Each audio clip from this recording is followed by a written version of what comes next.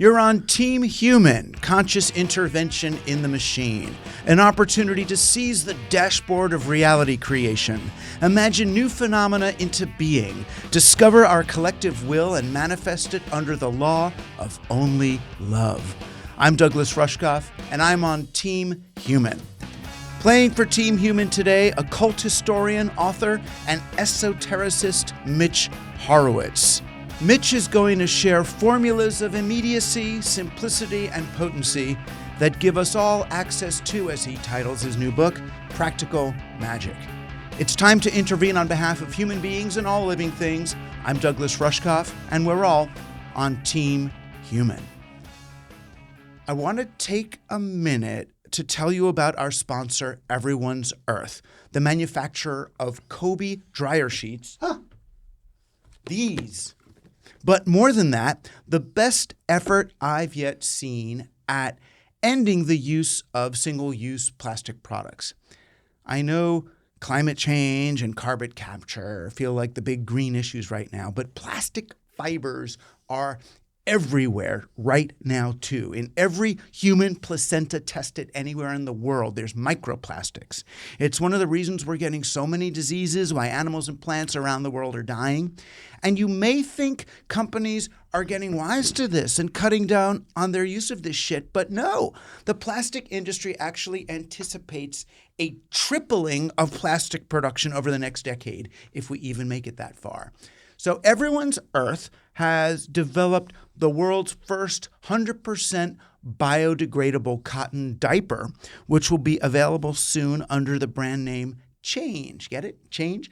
But right now, you can support this company by getting their dryer sheets called Kobe.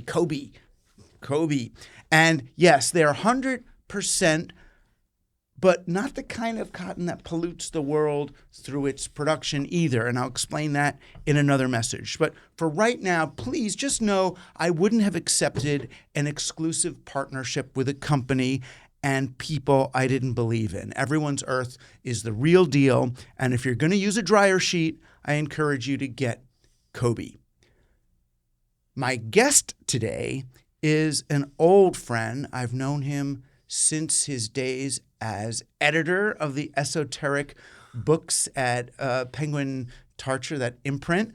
I watched him escape from his day job through the force of sheer will and then forge a new path as today's leading occult historian, esoteric populist, and supporter of the weird, my friend Mitch Horowitz. Thank you, my man. It's so good to see you. So good to be here.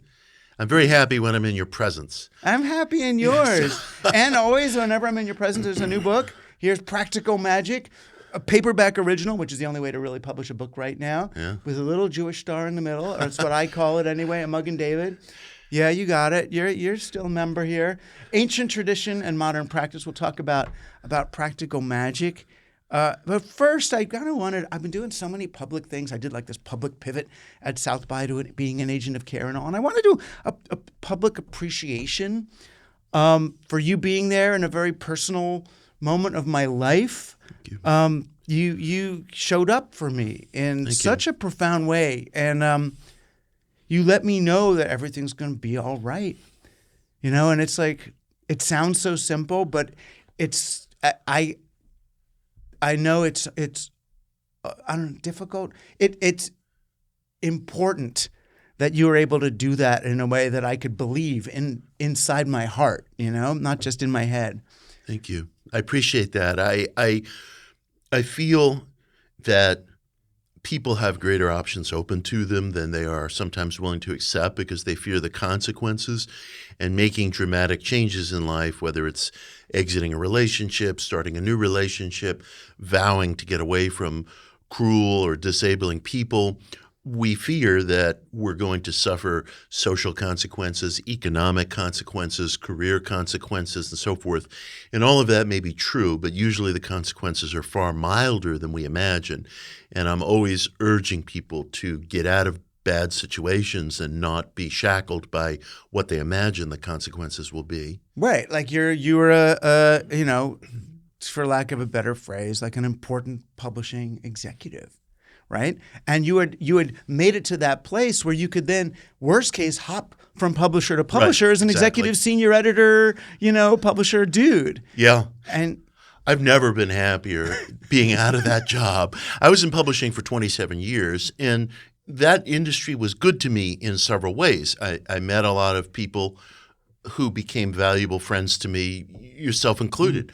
I earned a good living. I got benefits and other things that corporate life will bring to you. But I got up every day with a pit in my stomach because, to be frank, I hated being around people who didn't complete their work. And I found that so much of the time. There were so many authors, one after another, who had an excuse for not turning something in late, doing half a job. And it shackles you because you need the billing. You need to fill up your list. It's no joke. That's why, you see editors harried and sweating all the time, and they tend to have a short lifespan in the industry. And being responsible for my own work rather than for shepherding somebody else's opened up life to me, frankly. Mm. Yeah, and it's interesting because we're in a moment where, however many thousands of government workers are out of work and are going to be competing with everyone else who's already looking for jobs. And people are realizing whether it's the government kicking them out or AI, making them redundant. Yeah.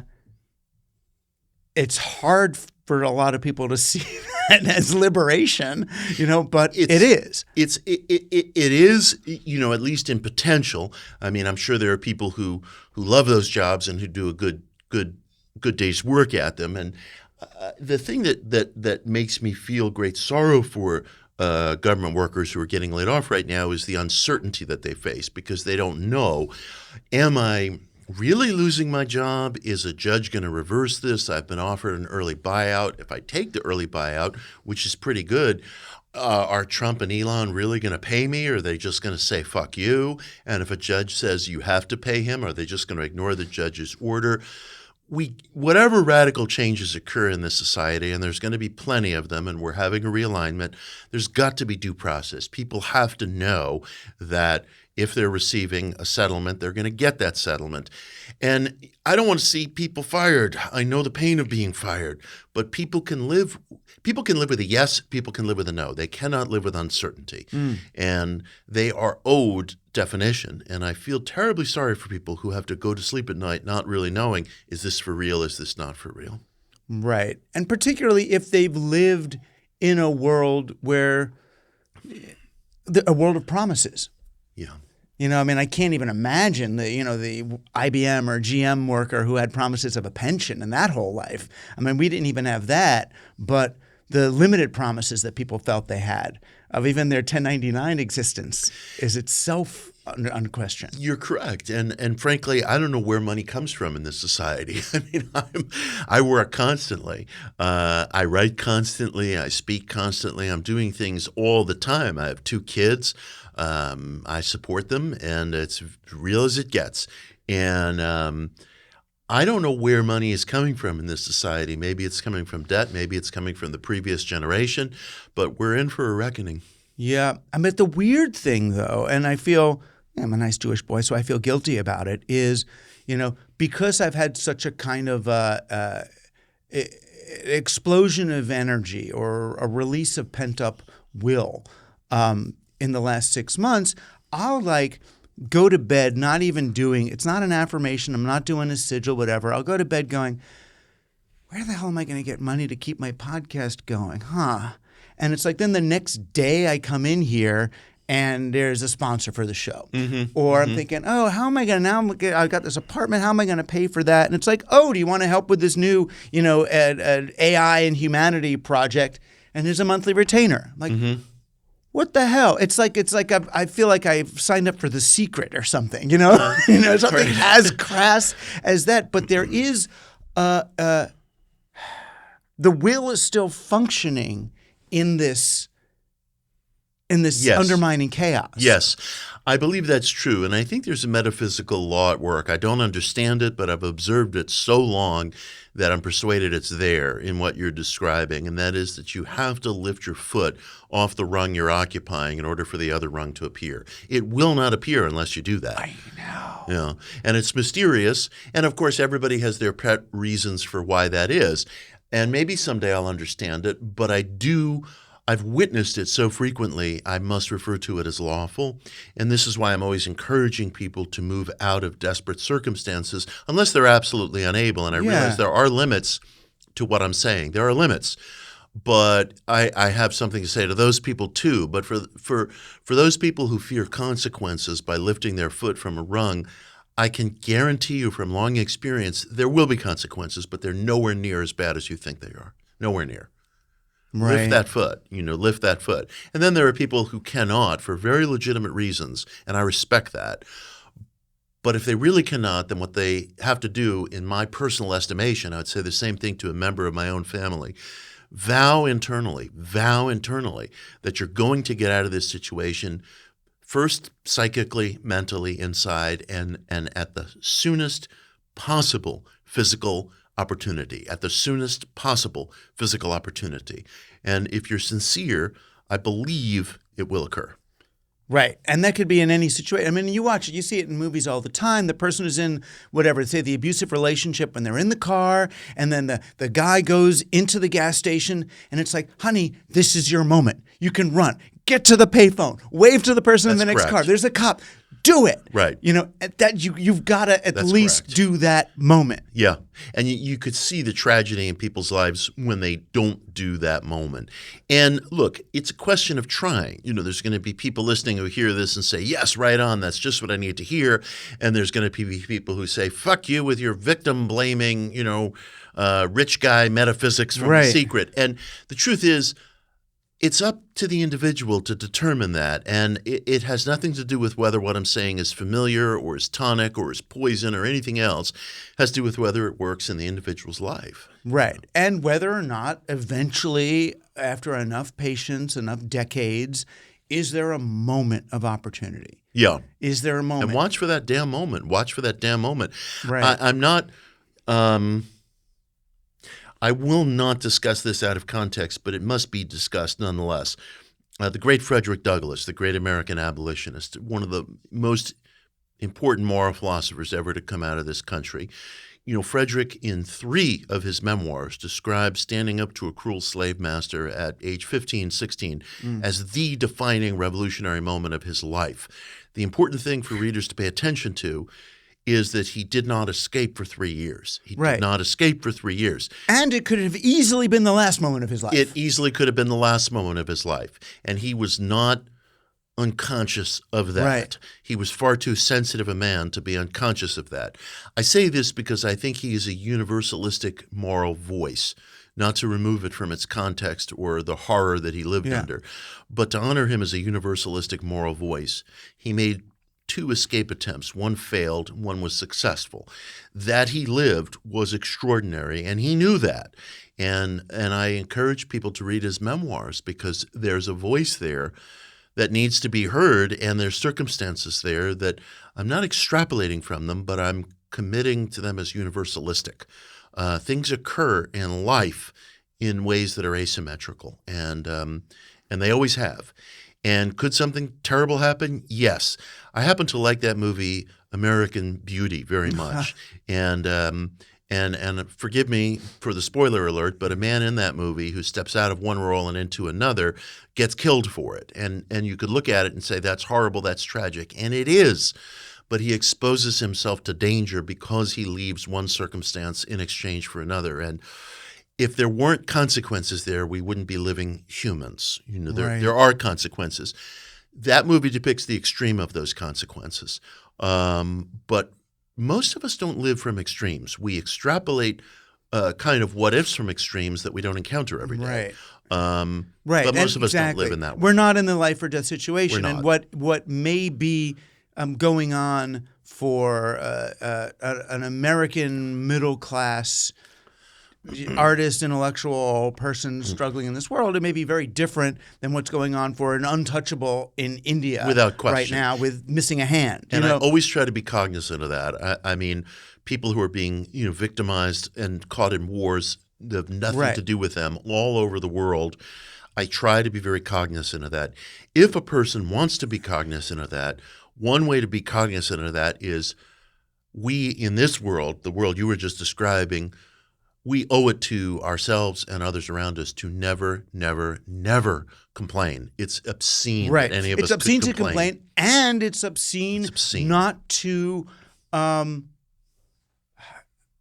to embrace and appreciate the privilege of choice. In other words, if we in this position refuse to take the opportunity to manifest, then not only are we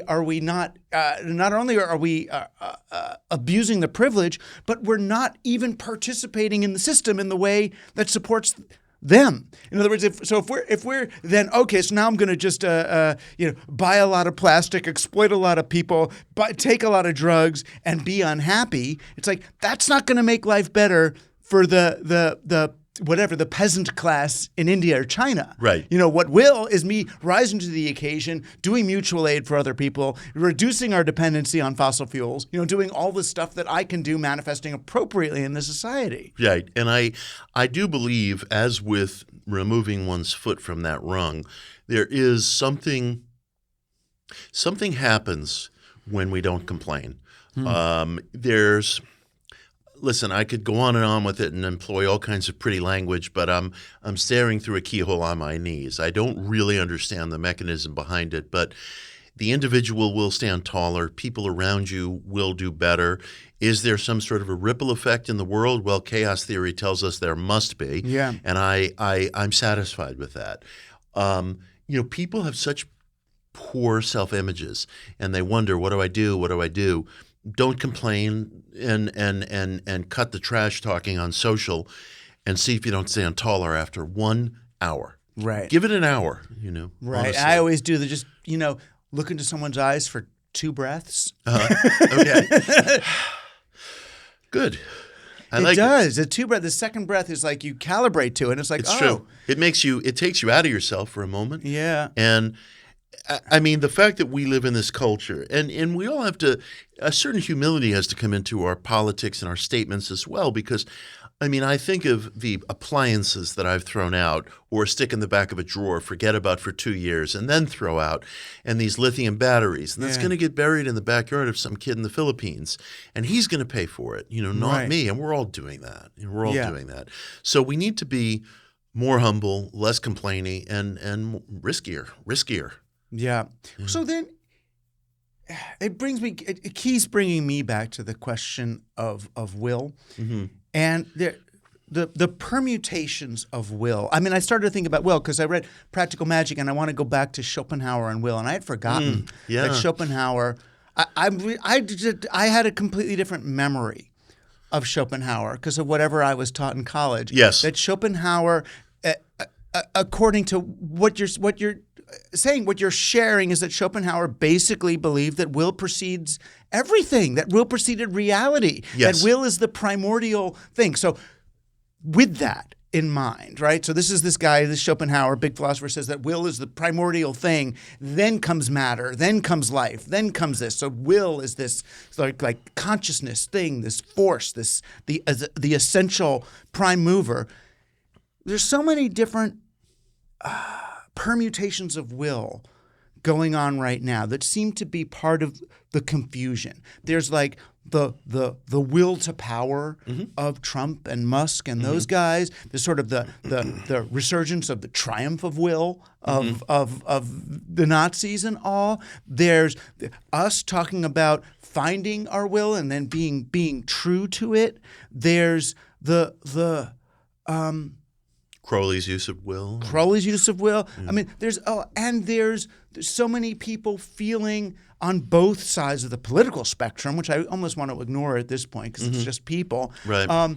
feeling like their will is being subjugated by oppressive structures of one kind or another. That I'm not going to get to live my will. My will is my identity, and I'm not going to get to live that under Trump. Or my will is my freedom of speech, and I'm not going to get to live that under Democrats. That there's this inability right now for people to sort of imagine civic, democratic, and social structures that kind of respect the free flowing of human will in this society. Well, there's a lot to unpack there. We're often taught about Schopenhauer as somebody who was an existentialist, an idealist, but he opposed Anglo-Saxon religion, and he was really fed up with these superstitious religious forms. So Schopenhauer is popular among people who consider themselves rationalists. Right. But what Schopenhauer was really saying is not only did true will, as you've been describing it, at least in part, precede all, but he had a very beautiful phrase translated into English as the light of speculative thought,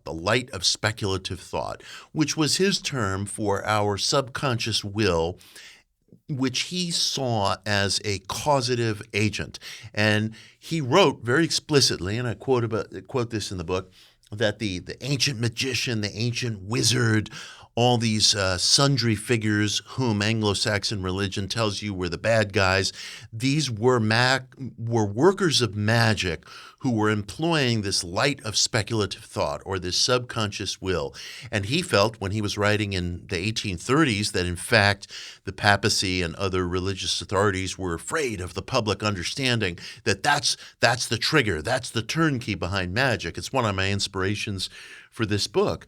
And he didn't quite come out and say it. He didn't go far as Franz Anton Mesmer with his animal magnetism. Yeah. He didn't go as far as Crowley would later with his true will. He didn't go as far as speculating about vril or some life energy. He just left it at light of speculative thought. But that was his way of discussing what we might be talking about when we're saying the subconscious, true will, true understanding. It's nothing to do with evil or politics or force or control, but it does have to do, I would say, with the power that comes from an absolutely focused, impassioned, and dedicated wish.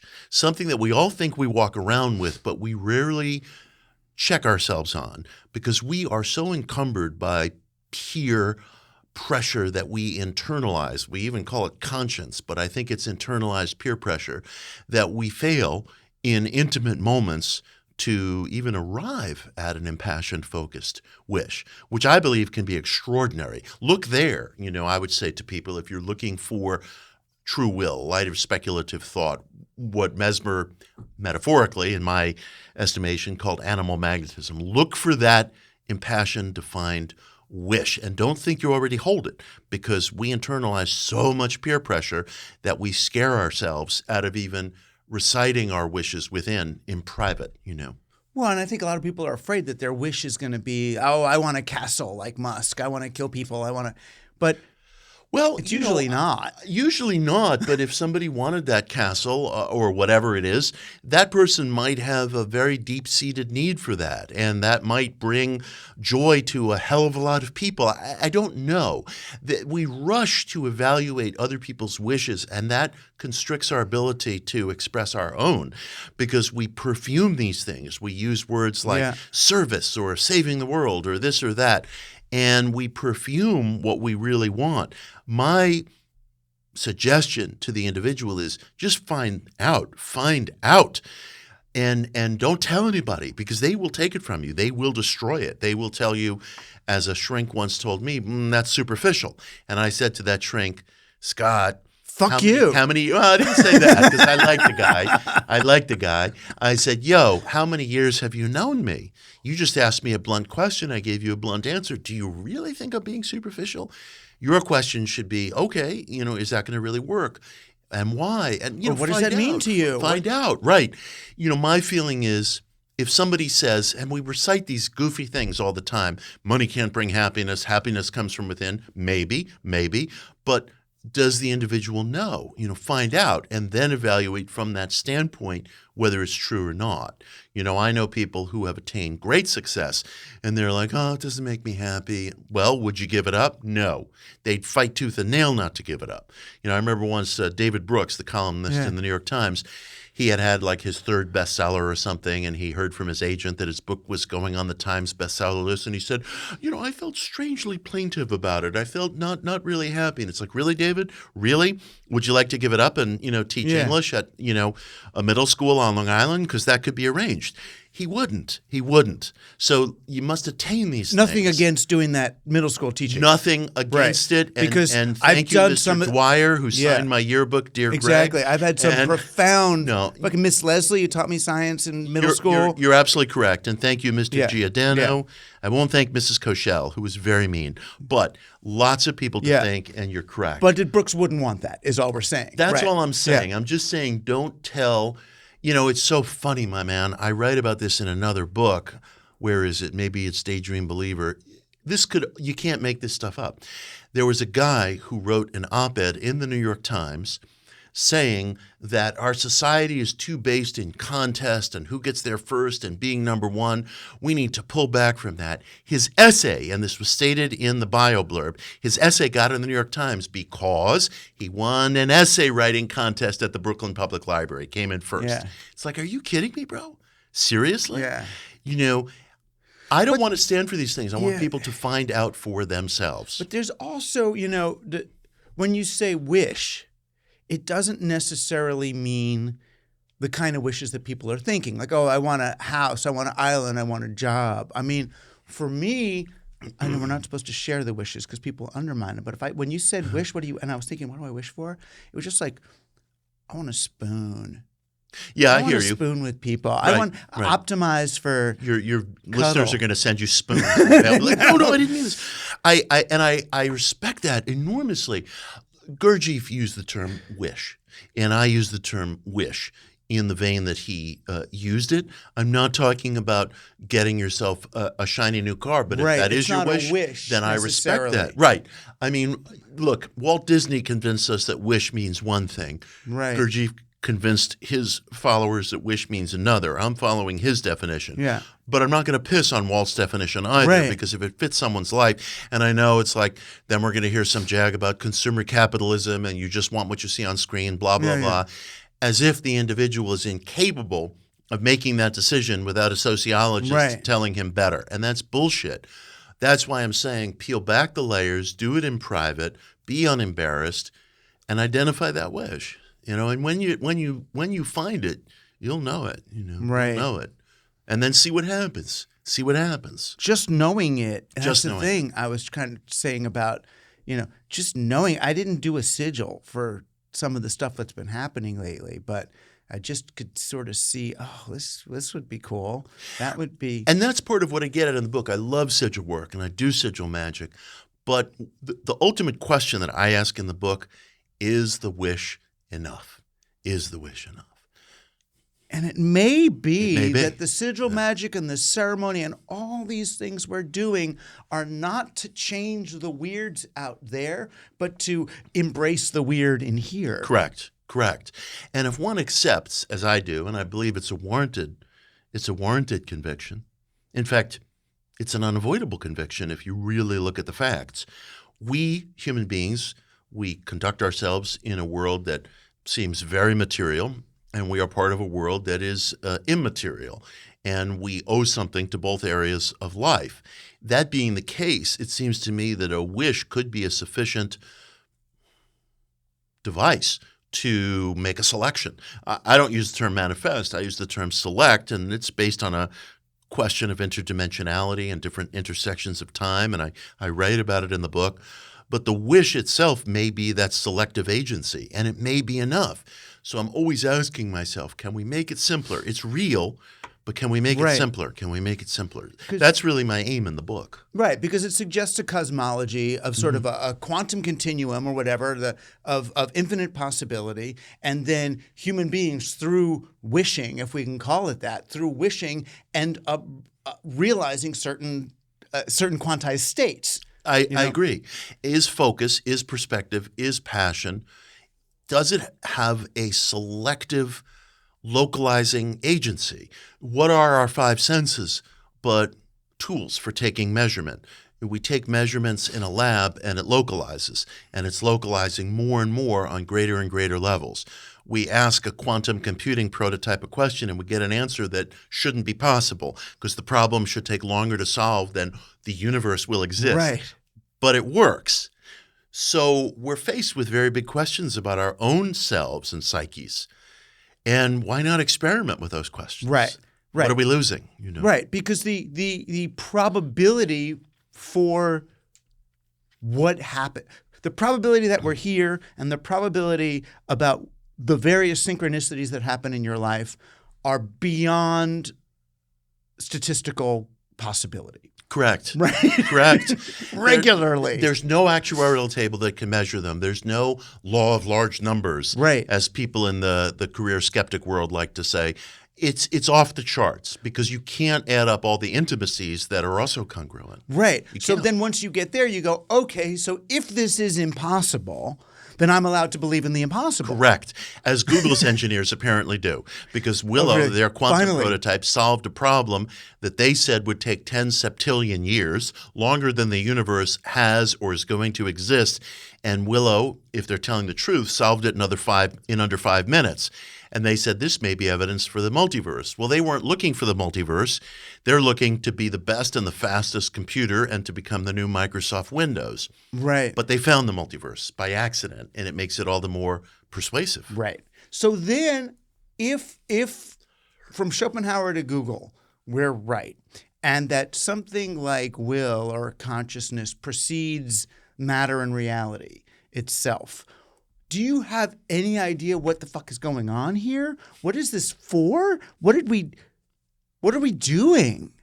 The best place I've come to at this juncture on the path is this. I personally believe, speaking as somebody who's 59 years old, who's been on the path for a long, long time, and who's just making an effort, I personally believe that the intention of life is self-expression. As we read in Scripture, God created man in his own image, and there's the Hermetic expression which precedes it, as above, so below. It seems to me that as we were created, so we are intended to create within our own framework. And I think the individual in expression is happy. I think the individual who is not in expression, and I'm speaking very broadly, of course, is anxious, suffers depression, ennui, complains constantly to the therapist, as I used to. And expression can mean anything. It can mean anything. Yeah. But that selfhood is the best guarantor of happiness that we possess. There's also macro forces that we cannot control, natural disasters and wars and planetary influences and outrageous catastrophes and tragedies. And I will never say one without saying the other. Right. And those outrageous catastrophes and all, you could look at them partly as the trickle-down effect of trapped will. I agree. I agree. And of course, if a person has the misfortune of living near an active volcano or getting hit by a tidal wave or there's an accident, I could leave the studio and get hit by a bus. I hope that doesn't happen. But I disdain that expression, there are no accidents. Another influence that Gurdjieff's ideas had on me is that there are accidents, and we human beings live under accidents. And we twist ourselves into knots denying that rather than accepting that. There's a lot of laws and forces that we dwell under. What you and I are discussing, if there's a law of psyche or a light of speculative thought, that's one law. Gravity is one law. It's not the only game in town. It's affected by mass. I have no reason to believe any natural law is not affected by a vast number of others that are going on. So it seems to me that we ought to accept accidents. Right. Right. And we could look at, anything. You could look at Trump as an accident. You could look at... You certainly could, man. Jesus Christ, it's like I've wondered sometimes, I'm not making a comparison, but like if Hitler had gotten run over by a milk truck when he was a kid, maybe there'd be no World War II, Right.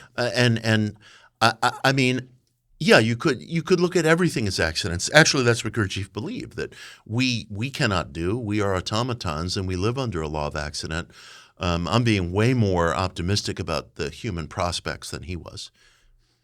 No, speaking of optimism, I mean, a lot of our colleagues who are similarly kind of open-minded, even progressive or post-progressive, hyper-progressive humans are deeply apocalyptically worried. I question that. Because I don't see them putting their money where their mouth is. You and I were talking about this a little before.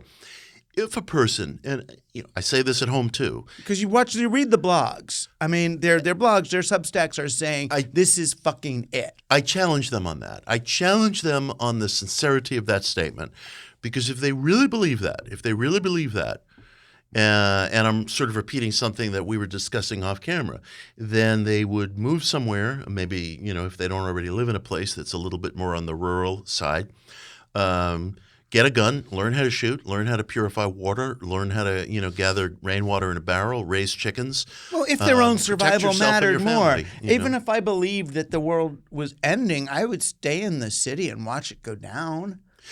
Well, I thought about it. The place where I used to live had a 7,000-gallon water tank on the roof, and I was very, very happy about that. And believe me, I'm cognizant of these things. And I don't have that now. But I think about it all the time. If I believed the world was ending in the same way that I believe I have to be at Douglas's studio at 3 p.m. on such and such a day, and if I don't show up, I'm inconveniencing everybody, so I'm on time. If I really believed that, my life would be different. I despise hearing rich people, and I define almost anybody as rich, who can afford to travel, who can afford to enjoy the so-called good things in life, who can go out to dinner, because most people can't do that. I despise hearing rich people talk about apocalypse as entertainment. I will not put up with it. I especially won't put up with it from people who don't have kids, because it gives you a whole new perspective when you're not only out for yourself in some abstract way, but you have these young lives that you have to protect. So if a person is writing or talking at a party or wherever about apocalypse, then I want to know what the hell they're doing about it, and it doesn't mean writing a blog. Right. And I mean it. Let the comments begin. Yeah. It's tricky. Right. I mean, it does feel part of what I'm trying to do is to go through, okay, let's say the world is ending. Mm-hmm. Now what? What do you want to do? You want to complain? You want to Right. say, you're going to die anyway. Sorry. We're all going to die. Right? So what do you do but move into a state of care and appreciation and love? And that might be a fine thing for people to really accept that. Right. They could do the things that would actually make it not happen. Well, if the world was coming to an end, the first thing that would happen, unless it's some big flash, is that supply lines would get disrupted. Right. And that would mean no pharmaceuticals, no diapers, problems with food, problems with all kinds of necessary things that people need to live. Right, like the beginning things we saw inklings of in COVID. Correct, but infinitely worse, infinitely worse. Bezos is not going to deliver it to your door this time. Right. He's not coming. And if you have kids, and if you realize what it means to not have diapers for 24 hours, that will change your world. But, people talk and they don't think about what would it really mean. What would it really mean? People somebody the other day was telling me there's going to be a revolution in this country. Okay, been hearing that for a long time. So again, if there's a revolution, if there's civil warfare, 10% of the public was killed or maimed in the Spanish Civil War. It was catastrophic. Weapons are better now than they were then, as weapons were better then than they were in the Civil War. Imagine how horrible that would look. And again, think supply lines getting disrupted. We are so pampered and we are so accustomed to having everything we want within our reach. When electricity goes out, what are you going to do? When you don't have diapers, when you don't have baby food, when you don't have formula, when the water turns brown. I mean, really think about these things, because that's the short term of things breaking down. So before we entertain ourselves with talk of revolution or apocalypse, think long and hard about what I'm ready for.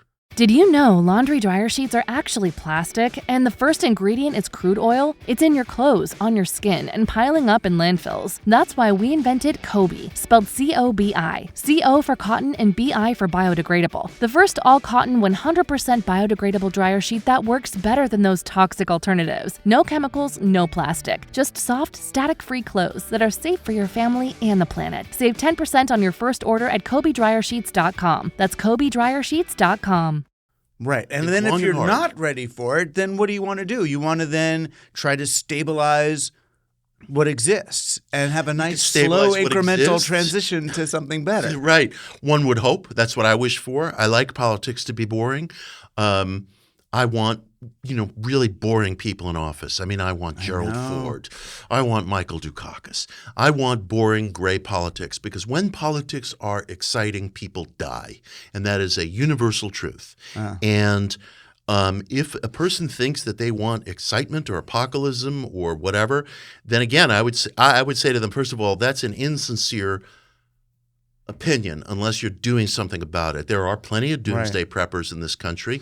My tattoo artist is kind of a prepper, and he's got a place upstate, and he knows how to shoot, and he's an ex-Marine, and he's doing a good job, but he's not writing blogs about apocalypse. Well, it's interesting. It seems to me it's an extension of a societal drive for climax. I used to write about it in the old days, Aristotle's arc and narrative tension to get to what's the money shot, right? Mm-hmm. You want to see the money shot of this thing. And I'm finding it, out in the world, and I'm talking to people in the so many people in like the poly world and what are they calling it now? Ethical non-monogamy and stuff. And it's like some of them are out there into what I would consider love, which is this kind of environmental, eros rises. We're in this thing, our hearts open, whatever. But then there's a whole lot of a kind of a new age polyamorous version of the notches on the bedpost in the dorm room. Right. I want another orgasm. I want to find my second super G spot, which is in the back. Of practical find magic. This, right. Find this G spot. Well, not in this one. Just kidding, boys and girls. It's not in there. There's something else in there. But but you talk about it kind of in there. Yeah. It's this the drive for apocalypse is the same as this kind of it's not even that it's superficial, but almost a mechanistic climax catharsis based understanding, this binary understanding of the way the world works, rather than the subtlety of even if, that's why I say even if we're all going to die, let's move into it the doula way. How does it? Let's have compassion for the fact that while slowly the universe is winding down in its way, each of us is going to die. You go through your Becker and stop denial of death and move into that. But when people hear it, they want to go straight to the Fox News extreme or the MSNBC extreme of this is the end of everything. Well, I think people are very bored and they would rather engage in this stuff than consider what their life is really about on a sincere level, rather than just admitting that, I'm a writer, I live in Brooklyn, I do this, I do that, and blah, blah, blah, blah, blah. They want to sort of enter into a dream world, and they might have legitimate and reasonable concerns. But again, I guess, Douglas, I'm so concerned with sincerity, because I feel like so much of our culture, our politics, it's all just based in bullshit, and we don't trust one another. And I feel like I can sustain disagreement with somebody if I trust that person. If I don't trust that person, it doesn't even matter if we agree. I don't want to be near them. And there's revulsion among a lot of us towards other people around the 360 circle of politics because we don't trust one another. Right, but trust feels like a prerequisite to the thing I'm talking about. Mm-hmm. So when you trust someone, you can take them in, right? Yes. You can almost, it's not passivity, but you know what I mean. You can really metabolize them, let them into you in that way. Yes. And which I know we judge as feminine in our society, but it whatever, call it whatever you want. But to me, that's will. which is the opposite of what most of us are raised to think. We think of will as force, right. I'm going to exert my will, triumph of will, that sort of Nazi will. Right. As if that's what Crowley was talking about, but it's not. It's not. It's really not. When you actually engage with the occult or the magical or whatever, it's a kind of a patience, a passivity, a reading of patterns and openness and empathy. It's the opposite. Yeah. I have to remind myself that what's that infamous posthumous book of Nietzsche's, The Will to Power? I think his sister chose that title. He didn't even choose that title. I grew up as a young adolescent listening to people with all these nonsensical caricatures of Nietzsche. Woody Allen would do it, and it's not true. And you won't find anything in Nietzsche that prescribes oppressing another person. Not a word, not a word. And yet there's this fearfulness surrounding him because, yes, he was adopted by some of the proto-fascist cranks and some of the Nazis. They would have killed him. He would have died at Buchenwald, just like the astrologers and the Freemasons and all the other weirdos did, just like the Crowleyites did. Forgive me, I'm sort of – this is a bit of a divergence, but, people associate occultism with the Nazis. The man who was supposedly Hitler's astrologer, Karl Ernst Kraft, he died en route to Dachau. Aleister Crowley's deputy, Karl Germer, he was sentenced to a concentration camp and amazingly survived. Theosophical lodges. I mean, people just have these moronic lowbrow opinions of Madame Blavatsky as a progenitor of Nazism. It's utter foolishness that could only be quartered by somebody who literally doesn't know what they're talking about. Theosophical lodges were closed. Freemasonic lodges were closed. Anybody on the occult who thinks of Hitler as some dark knight of myth would have joined them, and would be a corpse if it weren't for a mistake of geography. So the idea of like this Nietzschean will or this occult dark knight will circulating in Nazi circles, it's wildly exaggerating. There was some of it with Himmler, but it's wildly exaggerated. I posited in my graphic novel, the Alistair versus Adolf, that Hitler was burning Jews and others to charge the sigil of the swastika.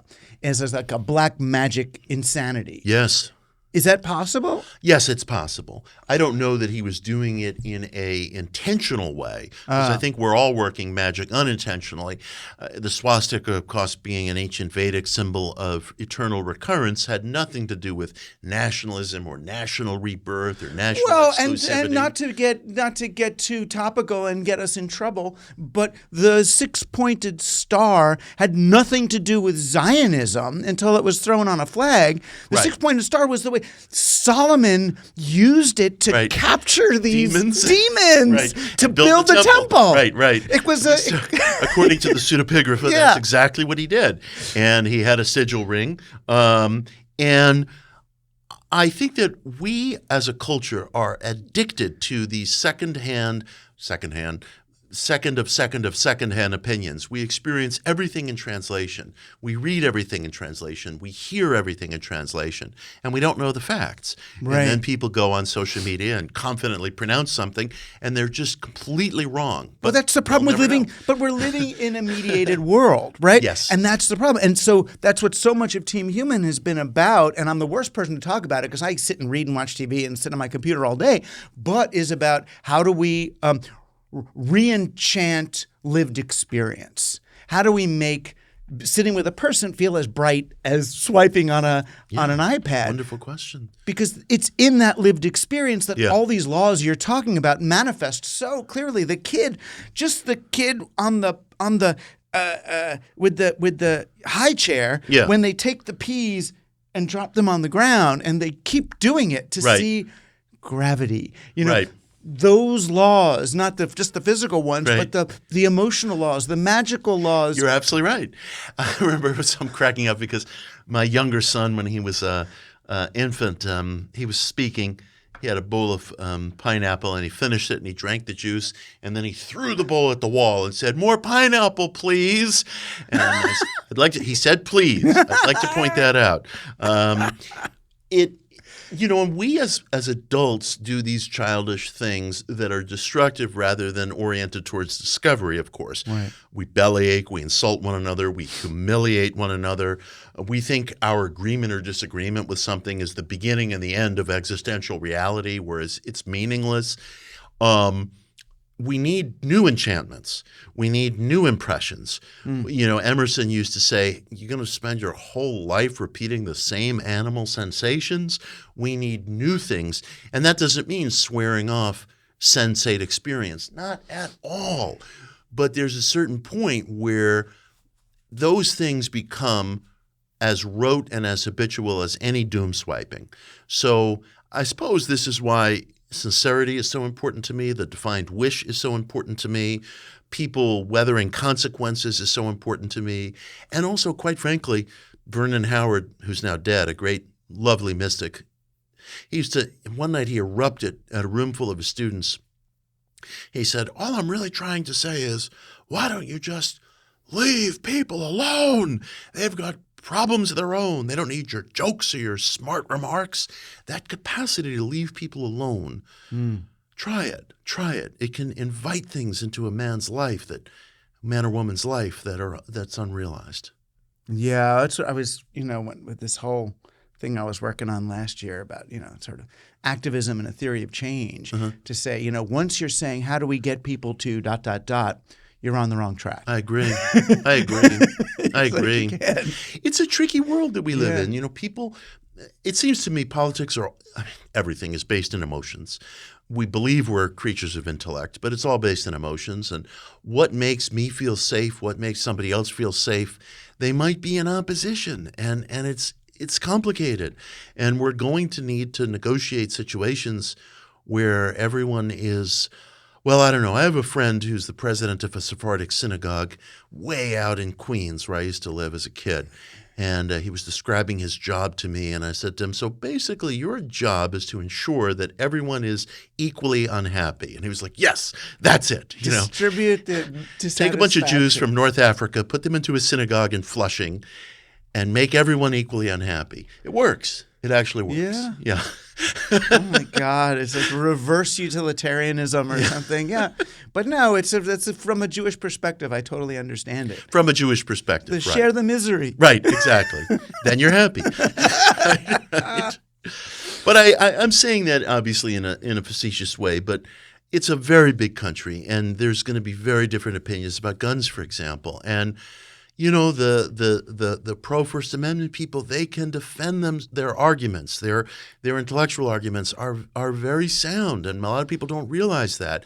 But I'm a guy who, I never want to see a Sandy Hook happen again, and they don't care enough about that. And so we have a problem. How do we solve that problem? I don't know. I don't want to take their guns, but I don't want there to be a Sandy Hook again. But somehow there's tremendous hope and reassurance in the notion that magic is real, that retrocausality is real, that ESP really works. That's why all these people are loving the show about the autistic kids who have ESP, that podcast. Because it's true. And it's like, it's funny. I don't know why I think of this. I interviewed David Lynch in like 1984, 85. And I remember one of the things I asked him, I was like, are those places real? Because he has these such a good question. Places, and he was like, of course they're real. This is the world we're living in. It's like, and that's almost all we want to know. And once they're real, once that's real, once retrocausality is real, once ESP is real, it's like, oh, now we can kind of relax. Do you know what I mean? It's like that's right. It is real. Retrocausality or backwards causation is real. ESP is real. Telepathy is real. Magic is real. Wishes are real. It doesn't mean that they're the only game in town. Right. Guns are real too. Guns are real. Tragedy is real. Yeah. Tidal waves are real. War is real. Cancer is real. Cancer is real. Gravity is real. But you're going to experience gravity very different on Earth than you are on the moon. And we live under a lot of laws and forces. And I'm always hastening to remind people, and people hear this only if they want to hear it, we don't live under one mental super law. There's nothing that is exclusive of something else. we experience a vast number of laws and forces all impacting one another. ESP cannot be turned on and off like a water faucet, but it occurs. Retrocausality may just spike your test score, with apologies to Steven Pinker, 1 or 2 points, but it occurs. And the career skeptics, I frequently say, they have lost intellectually, which is why they're afraid to debate me. They have won culturally. But that's going to run out. That's going to run out. And those bargains are short-term bargains. By short-term, I mean maybe they've got another generation. And Wikipedia is not going to change anytime soon. The sociology department at SUNY Plattsburgh is not going to change anytime soon. Skeptic Magazine is not going to, arrange a timeshare with me anytime soon. But they've lost, and they know they've lost, which is why they're so angry and cynical all the time, and why they run from debates. Actually. But the interesting thing is, last time when we spoke, we were talking about how, in some ways, the MAGA right seems more in touch with magic, with the wish and that. And I was thinking, and that the progressive left can't recognize that in their red state brothers and sisters, but the red state brothers and sisters likewise can't recognize the positive magical thinking in the progressive left, that you can create your identity, that you can choose. Absolutely I'm true. a woman. I'm a this. That you Absolutely can, true. and that's real. And then of course your identity is plastic, and you can Right. will to whatever you want. And then I started to think, and I know this always gets me in trouble to even venture here, but that there's the right cannot see our fear for the environment as real. That's when we correct. say you're killing the planet. That's correct. But we can't see their fear for the gamete as real, right? Because it's just, we know what, it's a little atom, it's not even a worm, but to them, that's the beginning of the soul, that once the heartbeat is there, the heart center is open, and they see something that we don't in that, and are willing to violate whoever's rights or whatever in order. But the thing that we're not recognizing in each other is this wellspring of compassion, the deep wishness of their existence. I think you're correct. And I don't know that I have no blessed idea what to do about any of that. I think you've diagnosed it exactly right. That's why, if I have any prescription, I don't think we as a human community are going to make it if we don't stop brutalizing one another over social media. It's disgusting. Right. We spend most of our lives on social media.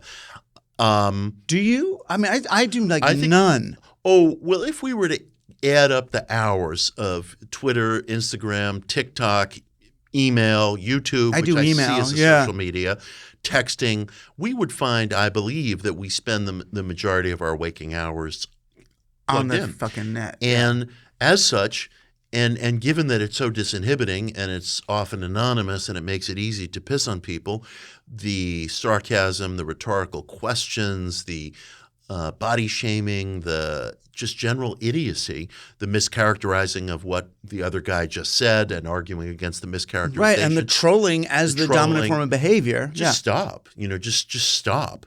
And you don't have to do it for some squishy reason that it's, good for the universe. It's good for the individual because the individual will stand taller. Right. Jacob Needleman used to say to me, people would come to him all the time and say, I'm unhappy, I'm depressed, what can I do? And he would say, meditate for 10 minutes a day, see how you feel. Yeah. They'd never do it. People complain to a friend of mine who teaches TM that it costs too much money to learn TM. So he would say, write me a letter as to why you want to learn and I'll teach you free. Hardly 1 in 10 people would write that. I guess complaining provides us with a false feeling of life. So we just don't do anything. But there are things to do, and ceasing trash talk will make the individual stand taller. Test me on it. Give it an hour. Hurrah. Yeah. Is one's existence worth an hour? Yeah. I know. It's hard. It's hard for people, And that's the thing. And that's where you can start looking at will. Well, then there's willpower. what is preventing you? And that's because we're addicted to these things. We are addicted, and I'm addicted. Those dopamine rushes from social media are outrageously addicting, and it is an addiction. Yeah, and we're going to all go batshit if electricity goes off and we can't get on social. Well, we might get sane very quickly. We might get sane, but there might be some chemicalization, as Mrs. Eddy used to call it, and Mary Baker Eddy, and we might go batshit before we get sane. Right. You can get social media patches. That's right. We should get that. Yeah. I just these are all addictions, and they're all enjoyable, but they're also imprisoning. So I wanted a couple of things I just wanted to talk with you about personally, and hopefully people care too. You went into, and I'd always been. I have this book, Agora, the Left-Handed Path, and you got into the left-handed path here, and I was hoping you could share a little bit why it's valuable, or what the left-hand path is, and why it's valuable to fold it back into our approach to the occult. The left-hand path, as I put it, it branches off from Vedic spirituality, but it has its own legitimate expression, I believe, within Western spirituality. It's a very anarchic tradition, almost radically self-defined. I see it as my will be done, as a more honest polarity to thy will be done. Because I think when we're praying within the Abrahamic mode, God, please bring water from my fields, and I vow to sacrifice an ox to you. We're really hoping that our will and the will of whatever's perceived as the higher, not a term I really like, that they're aligned or something. Yeah. And I think that passion, self-expression, wish, and the seeking of relationship with deity, however one conceives of that, are tenets of the left-hand path. And I came to it because I realized around 2017 that however deep my conviction is about some of the extra-physical agencies we've been discussing, I was stuck. And I wondered if maybe I was too comfortable in this recessive model from Abrahamic spirituality, in which I'll do service, I'll do this, can I bribe you, can I perfume this, can I burn frankincense and myrrh?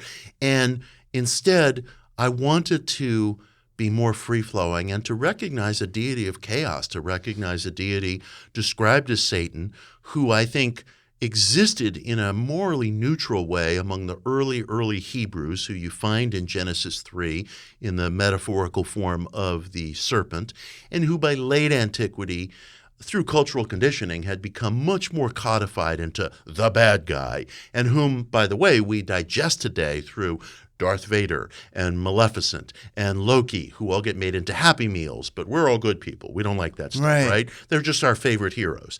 And so I began to attempt my own esoteric reading of early Hebrew scriptural writings about Satan and the understanding of the Romantics about Satan. And I'm speaking pre-Romantic, John Milton, William Blake, and then Percy Bysshe Shelley, Lord Byron especially, Mary Shelley. They had a very wild, liberated, beautiful, and I think truthful and defensible view of the satanic. I know. I remember when I went to college and they had me read Milton, I'm like, I remember going to my teacher, Mr. Danson, I'm like, Satan's kind of the good guy in this story, isn't he? And he goes, yeah. That's the point. It's okay. That's right. That book was banned in Tsarist Russia. Really? And Paradise Lost. Right. Yeah, that's right. That Paradise Lost was banned in Tsarist Russia. You had to read it contraband. There's a reason for that. It's like Lolita or something. Exactly. So that's my religion. That's my approach. That's my outlook. And it has been positive. It has been positive. But it's not like Anton LaVey Satanism.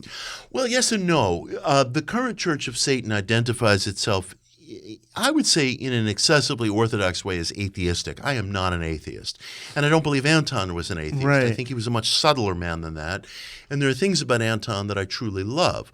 He was a performance artist and so forth and so on, but he had ideas that were very shrewd about crafting a total environment, about a magician needing to opt for a kind of naturalness, about a magician being very, very deeply self-honest, about what he saw as the power of pageantry and costume, which I agree with. And there's a lot about Anton that I underestimated and that I loved. It was Carl Abrahamson, to whom I owe a lot, an intellectual and artist who wrote about Anton in a book called Occult. And Carl had a chapter called Anton LaVey as a Magical Influence. I beg your pardon, as a magical intellect. And that's the chapter that turned my head about Anton. And I view him much more sympathetically now than I would have 10 years ago.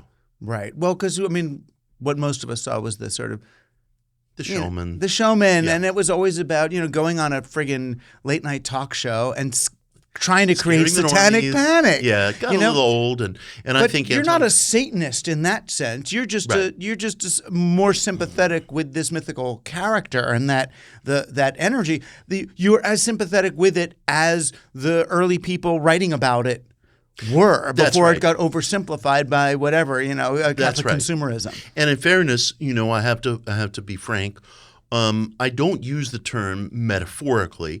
I do have a theistic or deific point of view, and I do believe that the ancients, broadly defined all over the world, detected and personified energies and sought relationships with these energies. Call it non-human intelligence, call it deity, call it whatever you wish. But I do believe there's something there, and I do pursue that relationship.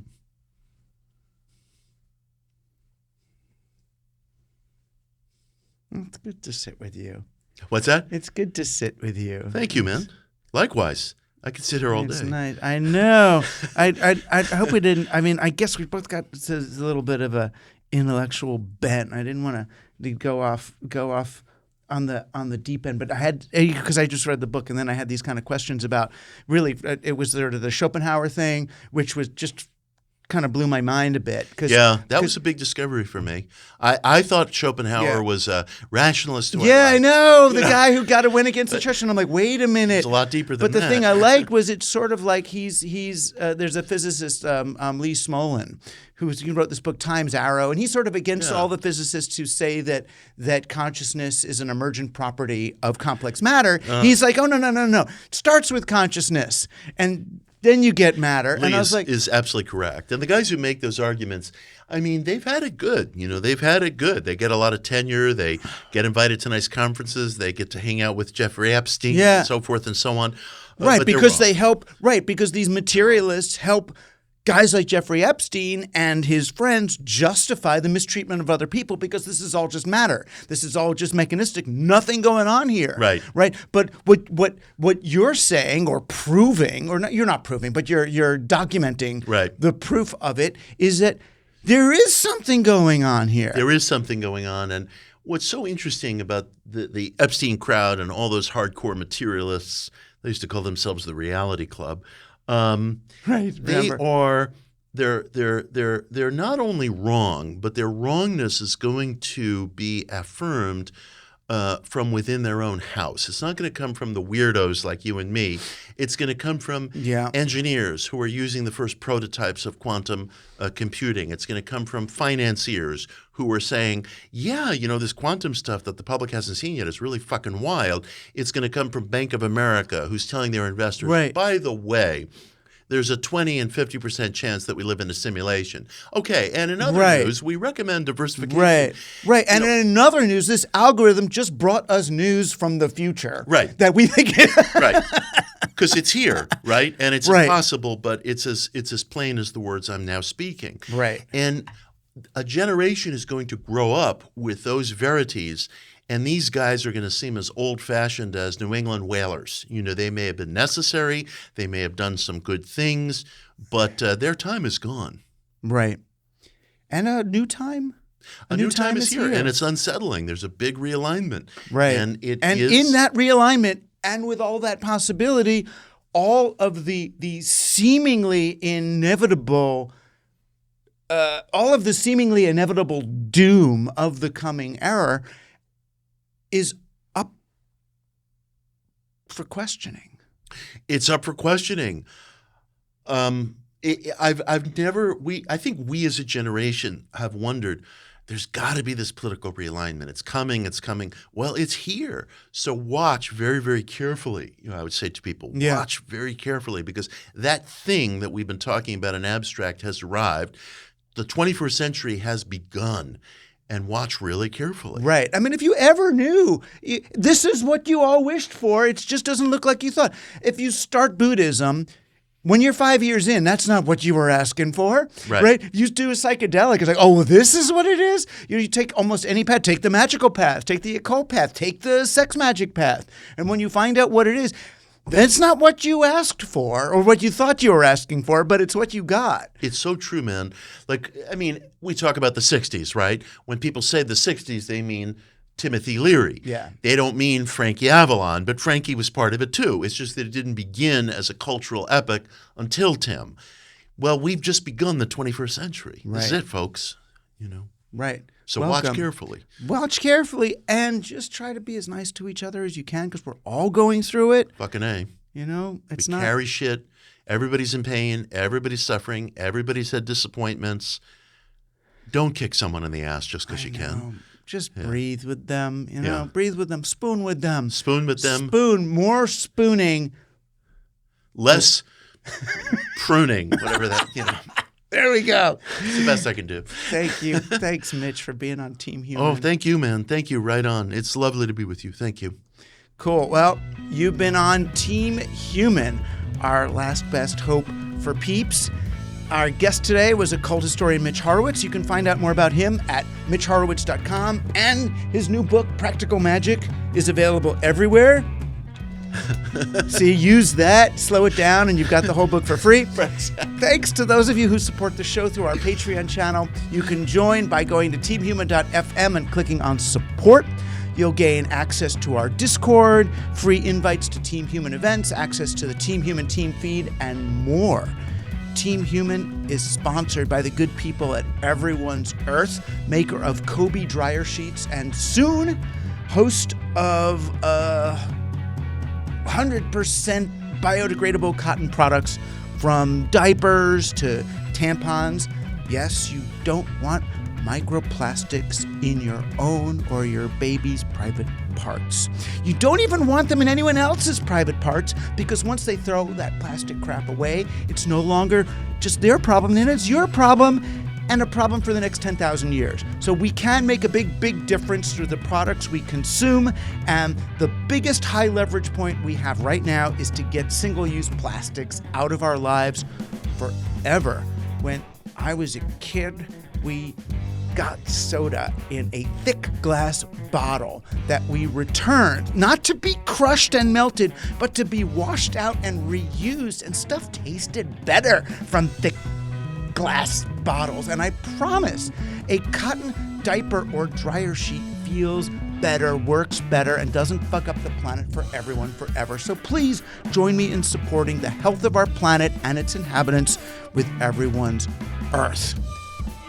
Team Human is produced by Joshua Chapdelaine and shot, engineered, and edited by the fabulous crew at MCM Creative in New York City. Our opening music is by Fugazi, and our closing theme right now is Mike Watt on bass. I'm Douglas Rushkoff, and you've been on Team Human, our last best hope for peeps.